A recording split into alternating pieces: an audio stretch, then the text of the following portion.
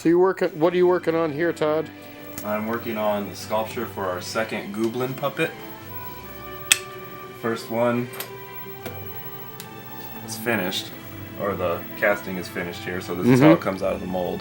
This was our first guy, this will be our second guy, and the plan is I'll sculpt a third, and then we'll probably just use those three. He'll get painted, hair put on him, eyes put in, you know, different costumes, and we'll use this same pull from the mold to make different characters. So how did you create that that latex sculpture there, or the final mold there, rather? Well, it starts out just like this guy, where he's sculpted out of clay, and I basically just make these guys up as I go, with sitting here kind of working around the whole thing, and eventually come out with a character, and then make a mold of it with plaster, which is what you see here. So it's a two-part mold. We pour our latex in, let it sit for about an hour to build up thickness, and then pour it back out, let it dry overnight, and next day we've got a rubber head to pull out of it.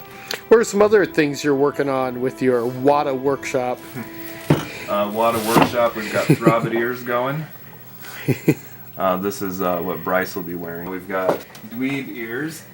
Yeah, these were Kieran Shaw's Dumpy the House Schmuck ears.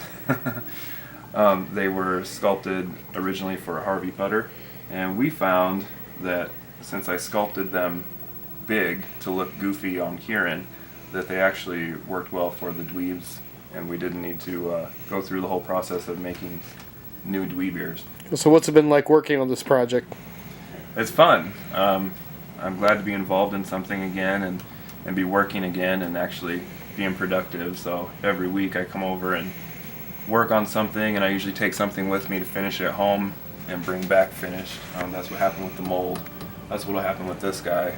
I'll take him home to do what I call the messy part, which is brushing him down with kind of like a solvent that smooths everything out, and then of course making the plaster mold is a messy process. So, you get paid in root beer? Yeah. Oh yeah, you got a hand going here too. That's right, the Goblin hand. So our idea for these is instead of sculpting two hands, we thought we'll just make this one kind of a universal hand that can bend either direction and make one mold.